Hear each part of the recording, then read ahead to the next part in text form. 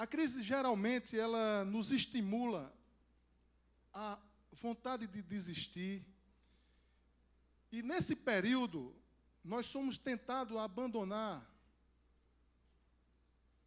as nossas células, nós somos tentados a abandonar planos que nós fazemos, nós somos tentados a abandonar sonhos, nós somos tentados a abandonar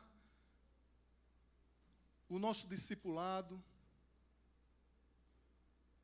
e abrir mão de coisas por algo mais cômodo. Então, desistir e ceder durante uma crise são as decisões mais desmoralizantes que podemos tomar. Enfrentar a crise e então superá-la pode nos levar ao nosso maior sucesso. Então, você desiste, você está desistindo dos sonhos que Deus colocou para a sua vida?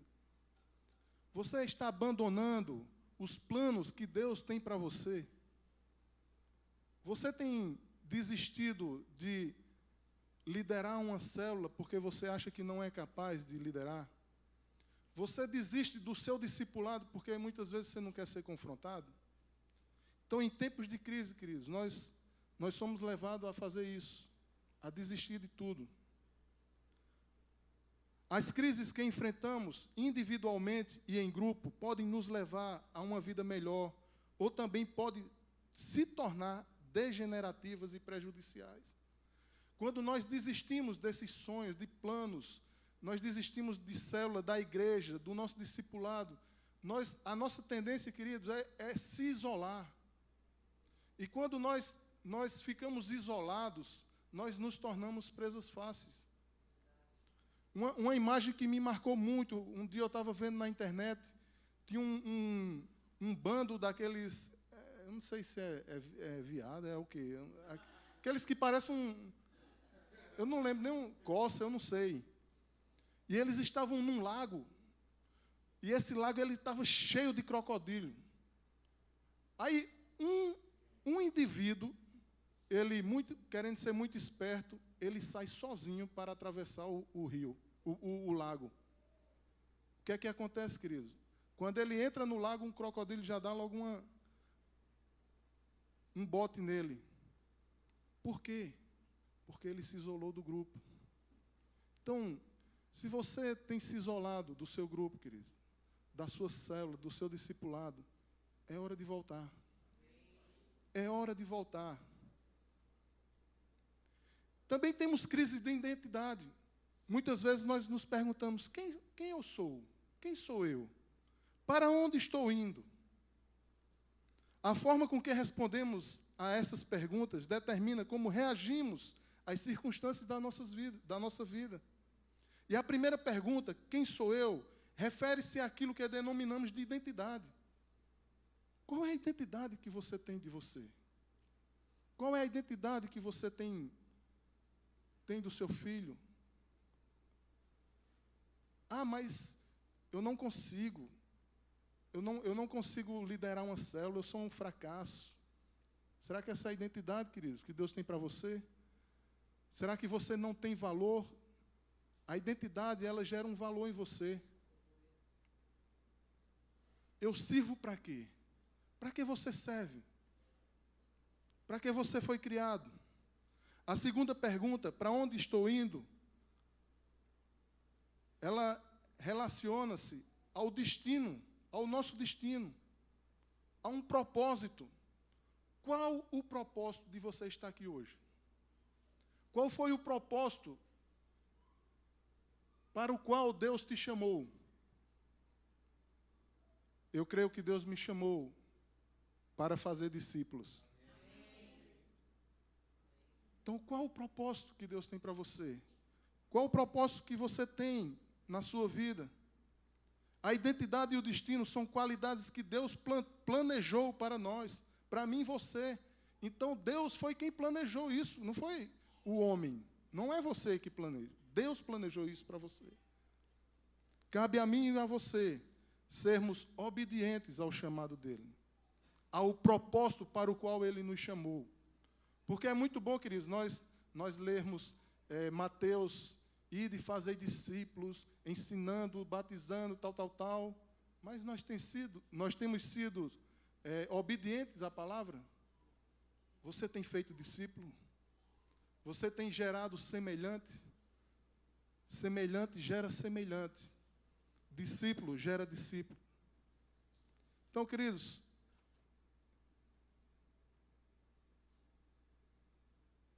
vencedores não são aqueles que nunca falham. Vencedores são aqueles que nunca desistem. Você tem desistido de quê? Você tem desistido daquele irmão que Deus tem colocado na sua mão para você cuidar dele? Você tem desistido daquela pessoa que Deus tem colocado e ela muitas vezes dá como o pastor Eibe diz, dá uma mordida no seu calcanhar, porque ele diz que a mordida da ovelha dói muito mais do que a do lobo, né? Você tem desistido dessa ovelha que mordeu o seu calcanhar? De quem você tem desistido? Do que você tem desistido? Ah, mas eu fiz tanta coisa errada. Vencedores não são aqueles que nunca falham. Vencedores são aqueles que nunca desistem. E todos nós, queridos, seja pastor, líder de célula, empresário, jovem, velhos, desejamos que alguém nos aponte uma direção. E nós ansiamos, eu e você, eu creio, que nós ansiamos por uma palavra de orientação, que precisamos ouvir de Deus. E muitas vezes, quando Deus vem falar conosco, muitas vezes nós não gostamos, porque Ele confronta mesmo. E muitas vezes dói. Mas Ele é Pai. E Ele faz isso porque Ele quer o melhor para mim e para você. Então, você está desesperadamente ansiando para ouvir a voz do Pai? Você quer ter uma mudança na sua vida? Queridos, o povo de Israel, ele foi levado para a terra prometida, conforme você conhece a história. Deus levantou Moisés como libertador daquele povo. E Deus deu uma ordem, olha, leva esse povo para a terra prometida, para Canaã, para que eles vivam o máximo do seu potencial. E aquele povo, queridos, eles saíram do Egito em direção à terra prometida, mas na sua caminhada, o coração deles ainda estava lá no Egito. É tanto que eles queriam voltar, porque por causa das cebolas, das coisas boas que tinham lá. Você está onde? Você está indo para Canaã? Ou você quer voltar para o Egito? Então, o que é que significa Canaã? E o que seria ela para nós hoje? Alguns homens que fizeram hombridade sabem mais ou menos do que eu vou falar aqui. Para Deus, queridos, Canaã sempre foi o símbolo da vida humana. Uma vida em todo o seu potencial. Canaã é um lugar onde as promessas divinas se cumprem. Onde o povo de Deus atinge o máximo de sua capacidade. Tanto no nível individual como no nível coletivo. Isso envolve toda a nossa vida. Ou seja, espiritualmente, emocionalmente, inclusive em nossos casamentos, relacionamentos com os nossos filhos, no relacionamento profissional. Então, Canaã, queridos, é a terra da promessa. Canaã, no Antigo Testamento, era a terra onde Deus queria que os israelitas vivessem após a sua libertação do cativeiro. E ali eles viveram pela fé. E o Senhor cumpria todas as suas promessas na vida daquele povo. Então, Canaã é a terra da promessa, onde Deus hoje quer fazer isso também, que nós vivamos em Canaã pela fé. Você está em Canaã? Você tem vivido pela fé? Então, nós vamos examinar algumas alguns pecados que nos impedem e impediram o povo de Israel a entrar em Canaã. Porque aquela caminhada, queridos, pelo deserto, era para durar 40 dias. Mas ela durou 40 anos. E daquela geração que saiu do Egito para entrar em Canaã, só 2 homens entraram em Canaã. Caleb e Josué. Por quê? Porque eles olharam para as promessas. Eles não olharam para trás. Você tem olhado para trás? Você tem olhado para o seu passado? Quando eu era mais jovem, eu era tão bom, eu fazia isso, aquilo. Era tão bom, eu ganhava mais dinheiro. Lembre-se, a esposa de Ló olhou para trás e ela tornou-se uma estátua de sal.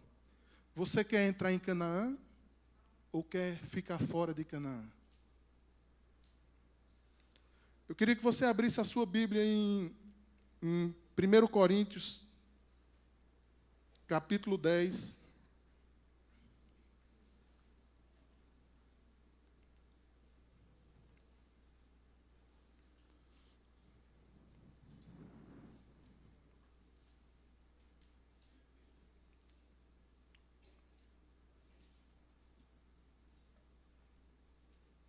Primeiro Coríntios, capítulo 10.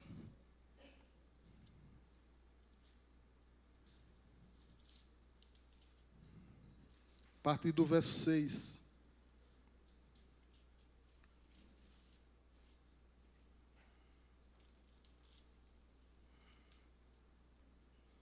Rapaz, eu tenho que comprar uma Bíblia letra gigante, porque eu não... Sinceramente, eu não estou vendo nada daqui. Acredita? Eu vou ler por aqui, porque realmente eu não estou vendo nada. É gigante essa?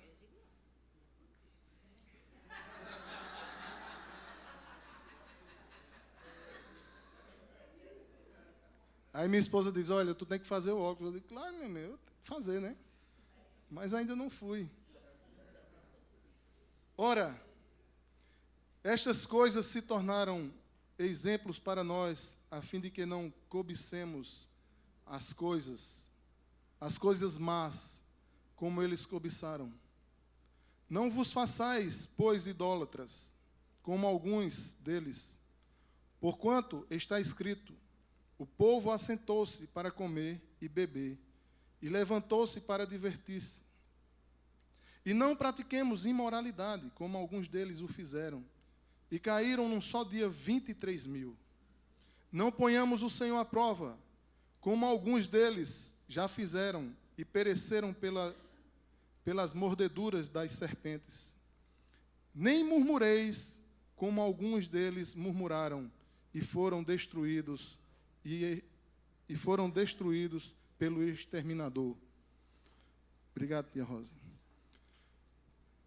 Então, nesses versículos, queridos, nós podemos ver 5 pecados que impediram aquele povo de entrar em Canaã. Daquele povo entrar na terra da promessa, de viver o máximo da sua potencialidade. Então, o primeiro pecado que nos impede de entrar em Canaã é a cobiça. A cobiça é a busca constante da satisfação de nosso ego, à custa de Deus ou dos outros. É uma extrema preocupação com aquilo que nosso ego deseja e a satisfação ou gratificação dos desejos da carne. A cobiça também é, por outro lado,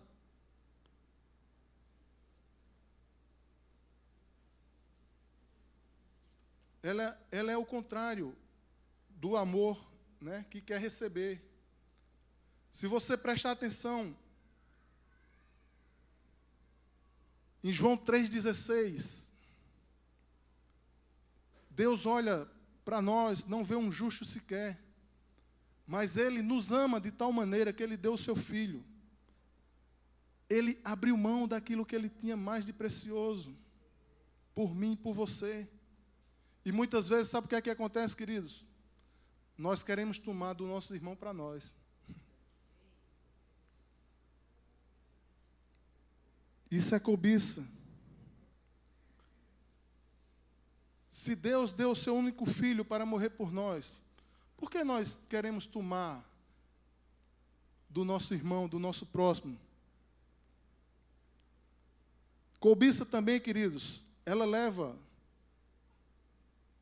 o homem casado, no ato sexual, só se preocupar em satisfazer-se a si mesmo e deixar a sua esposa insatisfeita e frustrada. Isso é cobiça. Homens casados, vocês que só querem satisfazer a você mesmo e deixar a sua esposa frustrada, insatisfeita, isso é cobiça. Você está sendo cobiçoso.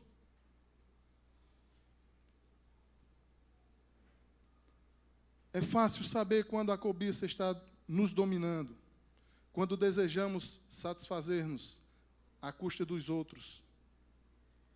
Esse pecado, então, é um dos que nos impede, nós, homens e mulheres, de atingir o nosso potencial, de entrar na terra prometida. Outro pecado que nos impede é a idolatria. A idolatria é um sistema de valores que criamos, em que damos mais importância a qualquer outra coisa do que a Deus. Alguns valores que podem se tornar ídolos para nós são o nosso trabalho, os nossos estudos. Hoje, quando eu saí de casa, meu filho Natan, ele está fazendo nutrição e amanhã ele vai ter uma prova. Ele disse: pai, eu não vou para o culto hoje não, porque eu tenho que estudar. Eu disse: olha, você vai estudar hoje, mas não se acostume, a partir de domingo aqui não é dia de estudar. Você tem que ir para a igreja. Mas ele me pediu, então eu liberei para ele ficar em casa. Mas, queridos, dia de domingo não é dia de você estudar para a prova. Se você quer estudar para a prova, estude de manhã. Eu disse a ele: olha, você já estudou de manhã? Você estudou sábado? Muitas vezes, queridos, eu tenho prova amanhã, eu não vou para o culto não. Eu não sei nem se ele vai estudar. Aí é problema dele e Deus. Mas dia de domingo, queridos, não é dia de você estar estudando, deixar de vir para o culto para estudar. Você está dizendo: olha, meu estudo é mais importante do que Deus. Eu não estou dizendo que estudar é ruim, não. Mas qual é a sua prioridade? O que é que você tem colocado em primeiro lugar? O que está no seu coração? Seu estudo, sua carreira, ou Deus está em primeiro lugar?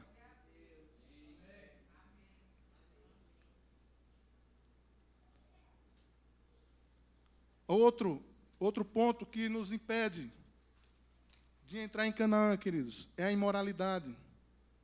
O termo imoralidade designa todos os tipos de pecados sexuais. Pecado é sempre pecado. Não importa o nome que lhe damos. Eu só fiz uma mentirinha ali. É pecado. Olha, diga a ele que eu não estou em casa, não. É pecado. Eu trabalhava num banco, aqui na Epitácio, e ele é todo de vidro assim. E quando foi um dia, o gerente chegou para mim e disse: olha, fulano está ligando para mim. Se ele perguntar por mim, diga que eu não estou, não. Eu digo: eu não digo, não, digo que você está. Agora, se você não quiser atender, meu amigo. Mas, rapaz, não diga isso. Eu digo: se eu disser que você não está aqui e ele estiver ali no outro lado na Epitácio, lhe vendo. Cuidado, queridos.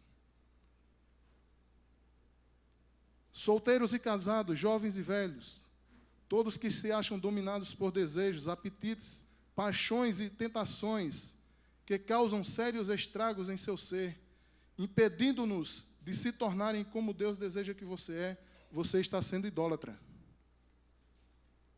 Deus deseja que você viva o máximo do seu potencial. O que é que você tem assistido? O que é que você tem ouvido?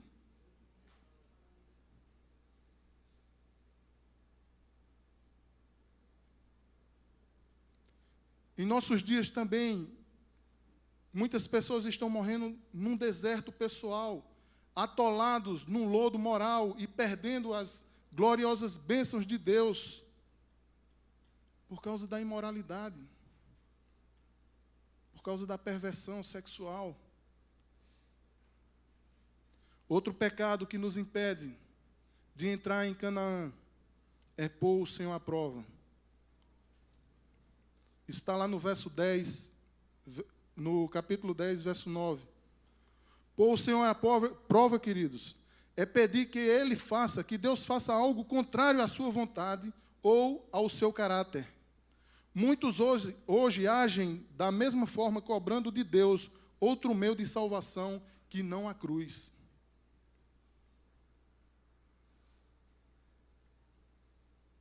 É a cruz, queridos, é pela cruz. Não é pelo seu salário, não é pelas suas roupas, não é pelos seus bens.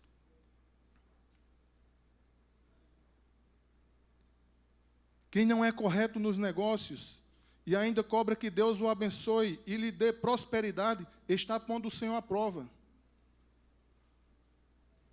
Se você trabalha numa empresa, se você é empregado, se você é funcionário e reclama do seu salário, isso é uma, como é que diz? Isso é uma mixaria. Aí depois quer ir pedir uma promoção ao chefe. Você está pondo Deus à prova, queridos. Como é que você murmura do salário que Deus... Olha, queridos, a palavra de Deus diz que nós somos dignos do suor do nosso trabalho. Por que você murmura do que Deus tem colocado na sua vida, no seu contra-cheque? Aí depois diz, essa empresa, ninguém me valoriza. O chefe não me valoriza. Pare de murmurar.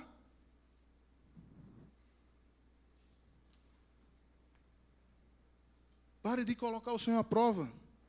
Engraçado que eu recebi um vídeo essa semana, um pai e um filho estavam indo pegar um ônibus. Aí o pai diz, Dudu, o nome do menino é Dudu, diz, Dudu, quando o cobrador for perguntar a sua idade, aí você diz que você tem 10 anos, aí, oxe pai, aliás, diga que você tem 9 anos. Aí o menino disse, oxe pai, eu tenho 10 anos. Eles, cala a boca, filho da égua. Aí entraram no ônibus. Aí entraram no ônibus, foi passando na roleta, aí o cobrador disse, ô meu filho, qual é a sua idade? Aí Dudu disse, tenho 9 anos. Aí o cobrador disse, e você vai completar 10 anos quando? Ele disse, quando eu descer do ônibus.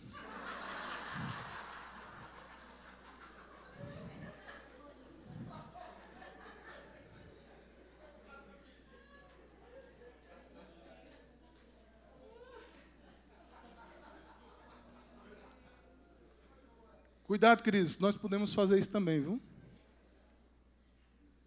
Não coloque o Senhor à prova. O outro pecado que nos impede de entrar em Canaã é a murmuração. Está lá no verso 10.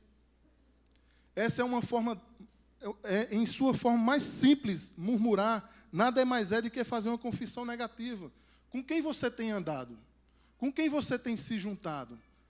É pessoas que levantam você ou é pessoas que atraem você para baixo? As pessoas... Olha, queridos, onde nós estamos, o ambiente que nós estamos, as pessoas estão olhando para nós. Aonde você chegar, as pessoas olham para você. E se elas perceberem que você é crente, mas é aquele crente que murmura, que só diz coisa negativa, ele vai dizer, eu vou querer um Deus desse cara aí?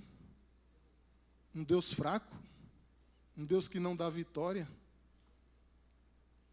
Agora, se você é um crente, fogo nos pés, fogo puro, feito pastor Roberto, que pula, que é em tempo de voar, você fala a verdade, você só declara coisas boas, dá palavra de vida, você profetiza, você dá palavra de fé na vida das pessoas. Aí ele diz, eu quero esse Deus. Porque mesmo em meio às lutas, ele tem um Deus que ele crê.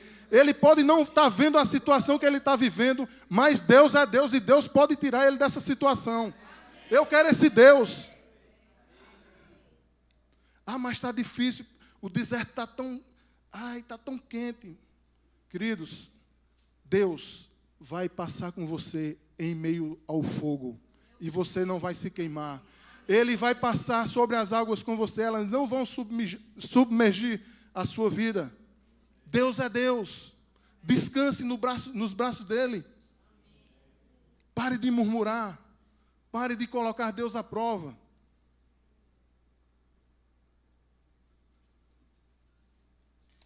Você quer uma promoção no seu emprego?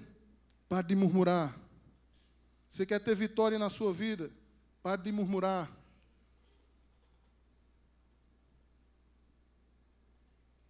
Mas como nós vamos vencer esses pecados para conseguir entrar na terra de Canaã? Como nós vamos vencer esse deserto? Deus é tão bom, queridos. É tão bom que Ele acredita em mim e em você. Ele é capaz de nos pegar pela mão e atravessar conosco esse deserto. De olha, filho, não, o caminho não é esse, vem por aqui, ó. Eu vou te levar lá. E o primeiro ponto que nós podemos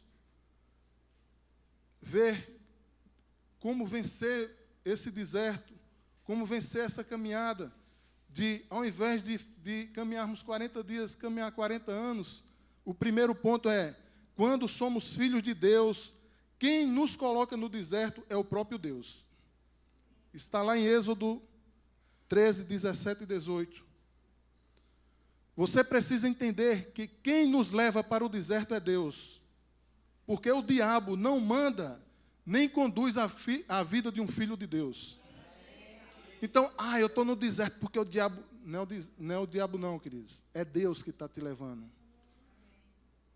Ele quer, no deserto, quer matar o teu orgulho, quer matar o teu eu. Ele quer mudar a sua vida. No deserto, você tem um encontro com Deus. Veja quantos milagres Jesus fez no deserto. Deserto é lugar de celebrar a festa para Deus. Amém?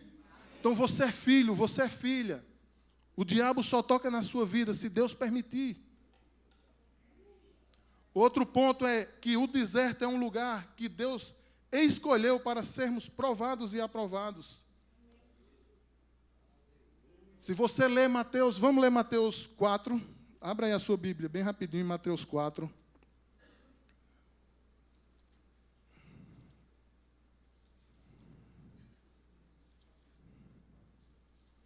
Mateus capítulo 4.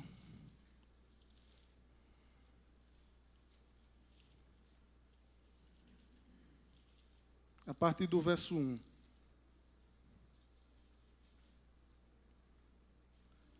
Então Jesus foi levado pelo Espírito ao deserto para ser tentado pelo diabo. Depois de jejuar 40 dias e 40 noites, teve fome.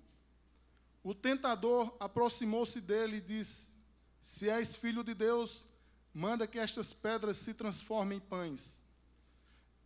Jesus respondeu: está escrito, nem só de pão viverá o homem, mas de toda a palavra que procede da boca de Deus. Então o diabo o levou à cidade santa, colocou-o na parte mais alta do templo e lhe disse: se és filho de Deus, joga-te daqui para baixo, pois está escrito, ele dará ordem aos seus anjos a seu respeito, e com as mãos ele o segurarão, para que você não tropece em alguma pedra. Jesus respondeu: também está escrito, não ponha o Senhor à prova. Não ponha o Senhor seu Deus à prova. O diabo, depois, levou Jesus a um monte muito alto e mostrou-lhe todos os reinos do mundo e seu esplendor. E lhe disse: tudo isto te darei, se prostrares e me adorares. Jesus lhe disse: retire-se, Satanás, pois está escrito, adore o Senhor, o seu Deus, e só a Ele preste culto. Então o diabo o deixou, e anjos vieram e serviram Jesus. Então, queridos, o deserto é um lugar que Deus escolheu para sermos provados e aprovados. Se Jesus foi provado no deserto, Imagina se eu e você não vamos ser provados no deserto. Ser provado no deserto não é a pior coisa para o Filho de Deus. É a pior coisa para Satanás. Como o pastor Roberto diz, né? Perdeu mais uma. Então, quando você entrar no deserto, pule, grite, sorria, se alegre. O deserto é um lugar onde Deus escolheu para você e eu sermos provados e aprovados. Então, o diabo ele esperou 40 dias para tentar Jesus no deserto, achando que ia vencer. Ele sempre acha que é vencedor, né? Mas eu e você somos mais do que vencedores. Não sei se você já prestou atenção naquele símbolo da Nike. Aquele símbolo da Nike em grego, ele quer dizer hipernaikomen. Somos mais do que vencedores. Vire para o seu irmão e diga, você é mais do que vencedor.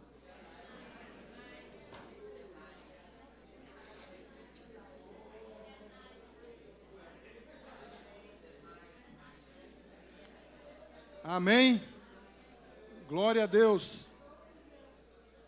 O terceiro ponto, queridos, que nos leva a vencermos o deserto. Existe um elemento que nos ajuda a vencer o deserto. O jejum. Jejum, queridos. Ore, busque. Ah, mas eu não consigo. Olha, me dá uma gastura tão grande quando eu não como. Meu irmão, se você colocar diante de Deus um propósito de jejum e oração, Deus vai suprir todas as suas necessidades. Dá uma fraqueza, começa a tremer.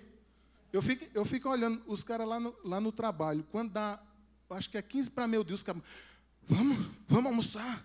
Olha, estou com fome. Ai, estou morrendo de fome. Eu digo, meu Deus do céu. Da mesma forma, queridos, somos nós. Muitas vezes o pastor convoca um período de jejum e oração. Ah, mas eu vou tirar refrigerante ou chocolate, porque eu não consigo ficar um dia sem comer. Deus vai te dar a graça, Ele vai te dar a força, vai te dar o poder para você passar pelo deserto, jejuando, orando, sorrindo, se alegrando, em nome de Jesus, queridos. Amém? Outro ponto é, o inimigo sempre atacará com grandes ardis quando você estiver próximo à vitória. Você está para receber uma vitória? Saiba que a luta vai aumentar. Sabe por quê? Porque o diabo vai querer tirar você totalmente do foco.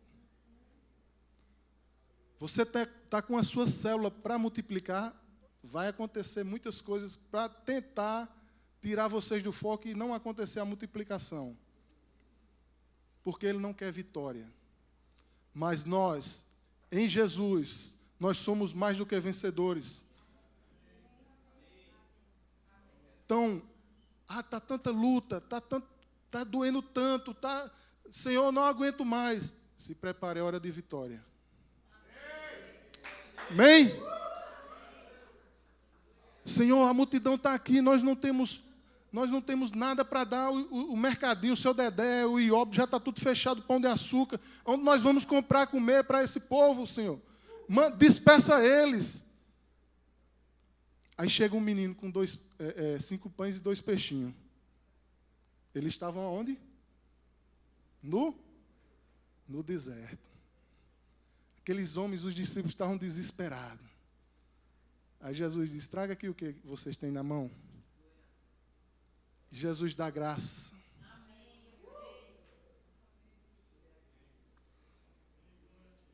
Jesus abençoa aqueles pães e peixe e diz, vem cá, filho, pega o cesto aí.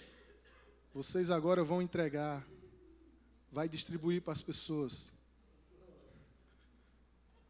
E da maneira que os discípulos iam entregando, iam distribuindo, ia tendo multiplicação.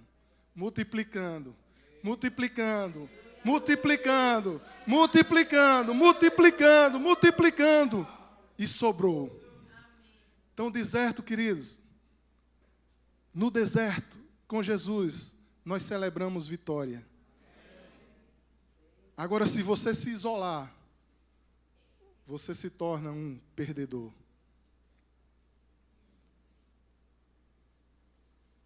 Onde você quer entrar? Você quer entrar em Canaã?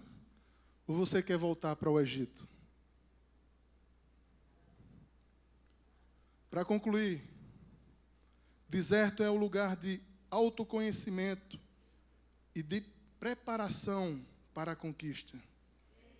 Se você ler Deuteronômio 8, do 2 ao 3, você vai entender um pouco. Deus diz: recorda-te-ás de todo o caminho pelo qual o Senhor teu Deus te guiou no deserto estes 40 anos, para te humilhar, para te provar, para saber o que estava em teu coração. Veja só, se guardarias ou não os meus mandamentos, os seus mandamentos. Ele te humilhou e te deixou ter fome, e te sustentou com maná, que tu não conhecias, nem teus pais o conheciam, para te dar a entender que não só de pão viverá o homem, mas de tudo o que procede da boca do Senhor viverá o homem.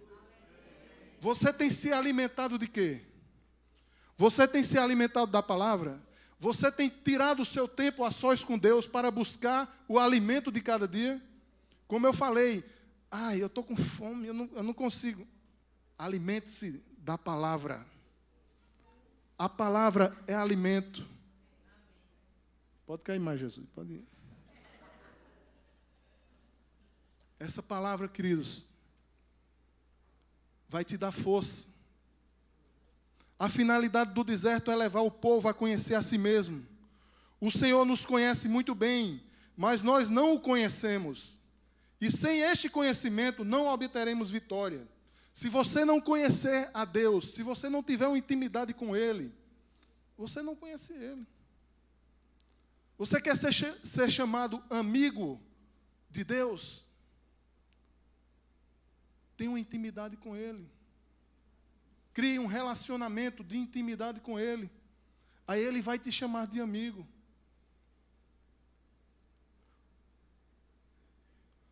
Mas como alcançar o que está diante de nós se continuarmos olhando para trás? Se fixarmos a nossa atenção para trás, como vencemos essas coisas novas que o Senhor fará diante de nós? Aí Isaías responde: não vos lembreis das coisas passadas, nem considereis as coisas antigas. Eis que faço coisa nova, que está saindo à luz. Porventura não percebeis? Eis que porei um caminho no deserto e rios no ermo. Queridos, Deus é Deus. Ele transforma deserto em manancial.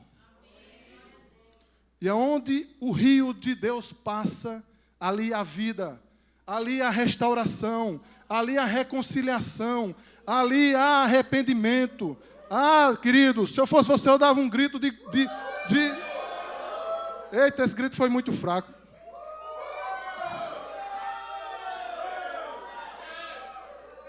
Está muito fraco, queridos. Hoje de manhã, o Flamengo estava jogando com o Joinville. Tinha 58 mil pessoas no Maracanã, queridos. Quando o Flamengo fez um gol, imagina o barulho daquela torcida. Por que para você dar um glória a Deus ou dar um uhul para Jesus, você faz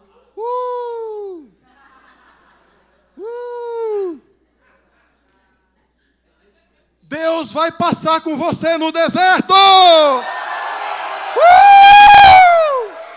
Glória a Deus! Dê um aplauso para Jesus, queridos.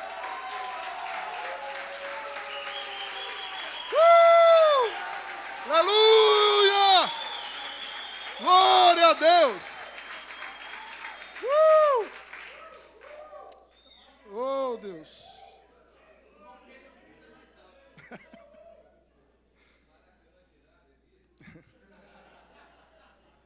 Oh, Deus! Queridos, você determina o tempo que você vai passar no deserto. Não é Deus que vai determinar, mas sou eu e é você que vai determinar quanto tempo nós vamos passar no deserto. A caminhada era de 40 dias, mas demorou 40 anos. Você e eu determinamos o tempo de permanecermos no deserto. E eles andaram em círculos, 40 anos. A sua permanência no deserto só depende de você, da sua fé, das suas atitudes. Em quem você tem crido? Em quem você tem posto a sua fé? Você murmura cada vez que falta algo na sua vida?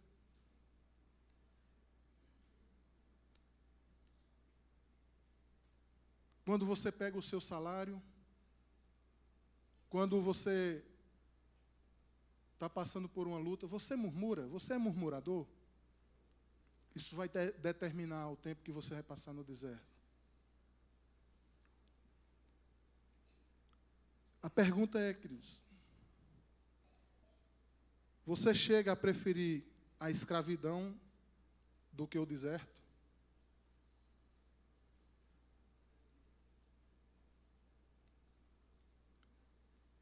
Como está o teu coração? Cadê Juninho aqui para a gente cantar? Se passares pelo vale, né?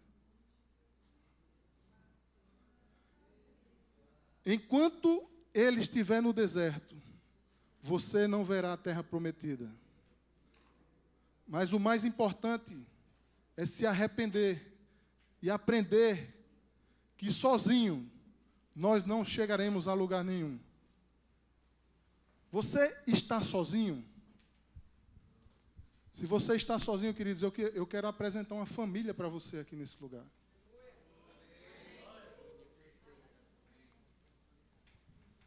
Então eu queria que você fechasse os seus olhos.